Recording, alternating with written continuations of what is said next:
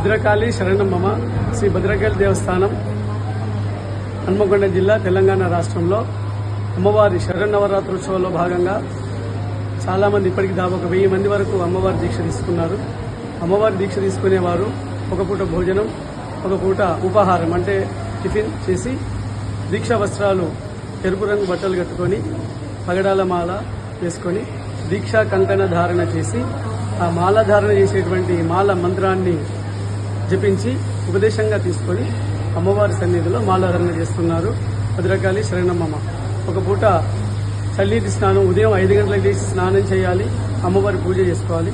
మళ్ళీ సాయంత్రం ప్రదోషకాలం అంటే సూర్యాస్తమయం సమయంలో మళ్ళీ తల స్నానం చేసి మళ్ళీ అమ్మవారి ఆ రూపాన్ని అలంకరణ చేసుకొని ధూపదీప నైవేద్యాలు హారతి తీసుకొని నిత్య పూజ చేసుకోవాలి. భద్రకాళి శరణమ్మ. ఉపాహారం తీసుకున్నప్పుడు కానీ ఆహారం తీసుకున్నప్పుడు కానీ కేవలం శాకాహారం మాత్రమే భుజించాలి.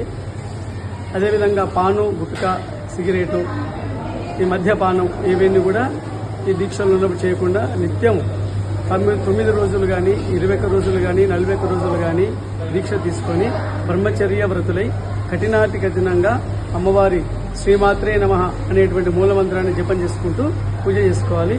భద్రకాళి శరణం మమ.